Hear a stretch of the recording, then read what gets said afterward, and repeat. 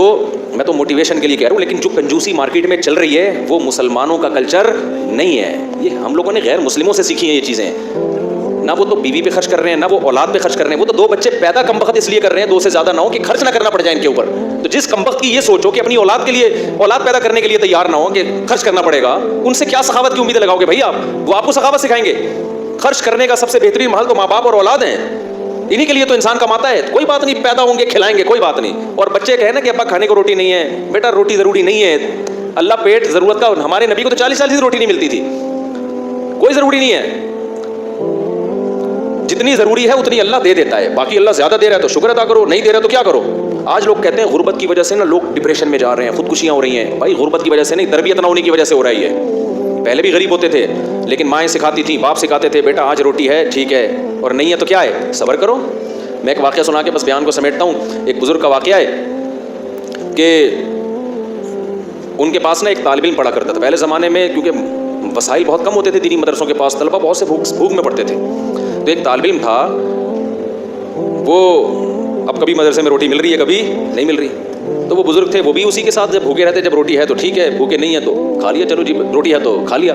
امام ابو یوسف جو امام ابو حنیفہ کے شاگرد ہیں نا, پتہ نہیں کتنے سال انہوں نے صرف دہی اور سوکھی روٹی پہ گزارا کیا ہے, پھر جا کے علم حاصل کیا ہے. اگر اس طرح کے ان کو تربیت دی جاتی کہ کامیاب وہ ہے جو پراٹھے پھوڑ رہا ہے اور یہ کھا رہا ہے, تو وہ تو ابو یوسف تھوڑی بنتے. پھر وہ قاضی القضاء, اسلامی دنیا کے جو سب سے پہلے مسلمان جج تھے نا, سب سے بڑی آبادی پہ, وہ امام ابو حنیفہ کے شاگرد ابو یوسف رحمۃ اللہ علیہ تھے.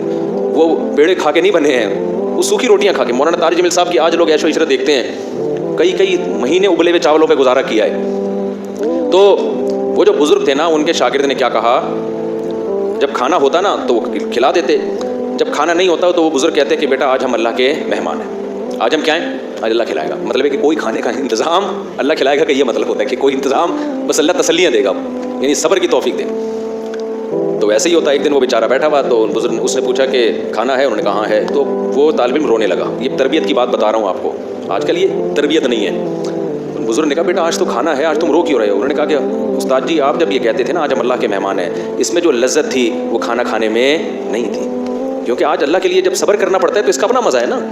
روزے میں بھی تو ہم بھوکے پیاسے رہتے ہیں, لیکن اس کا ایک لطف ہے. یہ کس کے لیے رہتے ہیں؟ یہ اللہ کے لیے رہتے ہیں. ویسے کوئی ہمیں بھوکا پیاسا رہ کے تو ڈاکٹر کیا کہ تھک گئے کم کھاؤ, کم کو مانتا ہے, خود ڈاکٹر نہیں مانتا اپنی بات. ادھر میں بیٹھا ہوا تھا, میں طلبا کو نہیں, یہاں لڑکوں کو سمجھا رہا تھا, دیکھو بریانیاں شریانیاں نہیں پھوڑا کرو, ایکچولی ہماری ڈائٹ یہ ہونی. میں بہت زبردست کھانا آیا, میں نے بھی پھوڑ دی بیٹھ کے. مجھے خود یاد نہیں تھا کہ میں ابھی تھوڑی دیر پہلے نصیحتیں کیا کر رہا تھا, ابھی پرسوں کی بات ہے. تو یہ مجھے کہنے لگے آپ تو سمجھا رہے تھے یہ کھاؤ. میں نے کہا بھائی اس تقریر کو الگ رکھ, کھانے کے بعد دوبارہ ہم اس پہ ڈسکس کریں گے, ابھی بھوک لگ رہی ہے, پھوڑنے تھے. تو بھائی جو سمجھا رہا ہوتا ہے وہ بھی پھوڑتا ہے, ڈاکٹر خود پھوڑ رہے ہوتے ہیں. لیکن کیسے اللہ کے کہنے پر یار اللہ ہمیں توفیق دیتا ہے, پورا مہینہ کھانا پینا ایسا جام ہوتا ہے, ایک قطرہ حلق میں پانی کا نہیں اترتا. یہ خدا کے حکم کے بغیر ممکن نہیں ہے. تو اس کا اپنا ایک سکون ہے, ایک لذت ہے اس میں.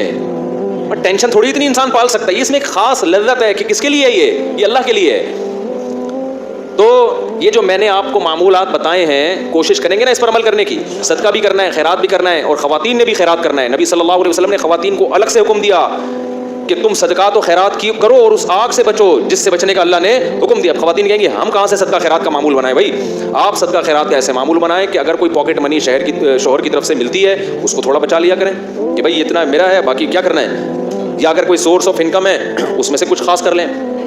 یا یہ بھی نہیں ہے, کچھ بھی نہیں مل رہا, تو نبی صلی اللہ علیہ وسلم نے فرمایا جو عورت شوہر کے پیسے صدقہ کرے شوہر کی اجازت سے, اپنے پاس صدقے کے لیے کچھ بھی نہیں ہے, شوہر سے یہ کہے کہ میں نے فلاں کو صدقہ کرنا ہے, میرے پاس پیسے نہیں ہیں, آپ مجھے اتنے پیسے دے دو تاکہ مجھے صدقے کا ثواب مل جائے. شوہر انسان کا بچہ تھا اتفاق سے, اس نے بھی کچھ پیسے نکال کے بیگم کو دے دیے کہ چل بھائی تیرے پاس نہیں ہے تو میں تجھے دے دیتا ہوں. تو نبی نے فرمایا کہ شوہر کو بھی مکمل ثواب ملے گا صدقے کا, اور عورت کو بھی مکمل, حالانکہ پیسہ عورت کا خرچ نہیں ہو رہا ہے.